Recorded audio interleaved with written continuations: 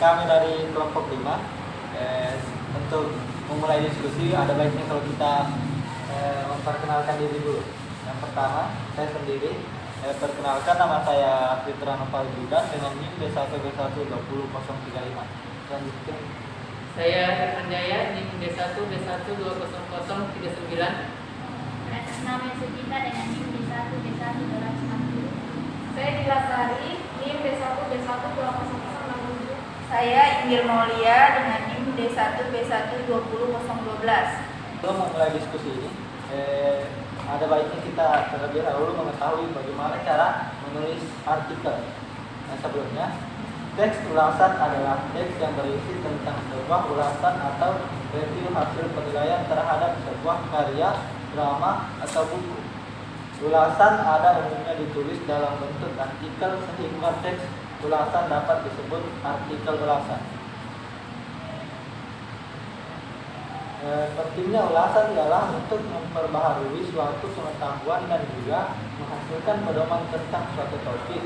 Beberapa golongan sering menggunakan ulasan sebagai titik awal. Nilai review dikaitkan dengan apa yang dilakukan, apa yang telah ditemukan, dan bagaimana temuan tersebut disajikan. Review artikel dibagi menjadi 2 kategori, yaitu naratif dan sistematis. Ulasan naratif ditulis dalam bentuk format yang mudah dibaca dan memungkinkan pertimbangan materi pelajaran dalam spektrum yang luas. Namun, dalam tinjauan sistematis, survei literatur yang sangat rinci dan komprehensif dilakukan pada topik yang dipilih.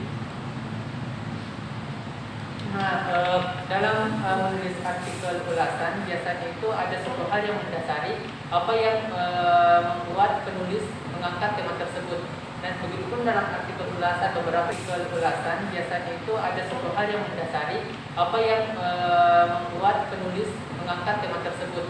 Dan begitupun dalam artikel ulasan, beberapa definisi sederhana atau kata kunci sederhana yang dapat digunakan untuk menulis artikel ulasan. Di antaranya yang pertama ialah adanya pertanyaan yang harus ditangani, baik itu dari segi masalah yang ada di lingkungan sekitar ataupun ada di masyarakat luas. Kemudian yang kedua itu adalah metode yang digunakan untuk mengetahui dan memilih penelitian dengan kualitas terbaik untuk menjawab pertanyaan-pertanyaan tersebut. Nah, yang terakhir ialah untuk mensintesis tersedia tetapi penelitian yang sangat berbeda. Artinya kita dapat mereview penelitian terdahulu dengan metode yang berbeda dengan versi kita sendiri. Penting antara penjawaban sistematis dan non sistematis yang terutama muncul dari metodologi yang digunakan dalam deskripsi sumber literatur. Tinjauan non sistematis berarti penggunaan artikel yang dikumpulkan selama bertahun-tahun dengan rekomendasi rekan Anda. Sedangkan tinjauan sistematis berdasarkan pada perjuangan untuk mencari dan menemukan penelitian terbaik yang akan menjawab pertanyaan yang telah ditentukan di awal tinjauan.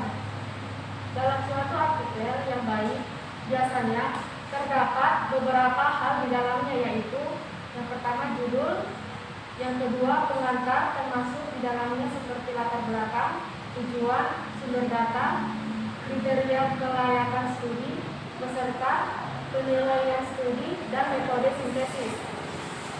Hasil, batasan, kesimpulan, dan implikasi dari temuan kunci, dan nomor registrasi tinjauan sistematis.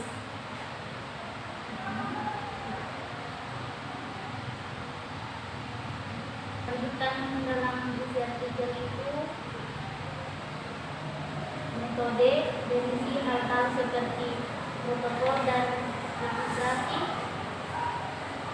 kriteria kelayakan sumber dan informasi, survei, pilihan studi, proses pengumpulan data, risiko, sintesis dan hasil, risiko, lintas studi dan analisis tumbuhan. Selanjutnya hasil termasuk di dalamnya yaitu pilihan studi, karakteristik studi, hasil studi, dan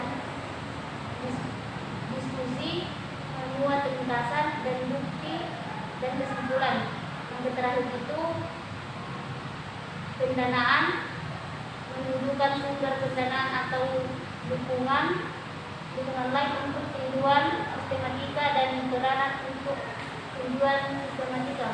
Seperti halnya dengan banyak artikel penelitian format umum, tinjauan sistematika pada suatu subjek, mencakup bagian pertumbuhan, metode, hasil, dan diskusi. Nah, ada beberapa persiapan artikel ulasan. Yang pertama itu pertanyaan penelitian yang dimana mencakup berbagai rumusan pertanyaan yang dapat diteliti nantinya. Yang kedua, pengungkapan studi, di mana yaitu merujuk dengan adanya database dan kata kunci yang didapatkan selama penelitian. Ketiga, evaluasi kualitasnya, yaitu kriteria kualitas selama pemilihan studi. Yang keempat, perpaduan, yaitu interpretasi, metode, dan Itulah tadi hasil diskusi dari kelompok kami. Kurang dan lebihnya mohon dimaafkan. Nun wal qalam wa ma yasirun. Assalamualaikum warahmatullahi wabarakatuh.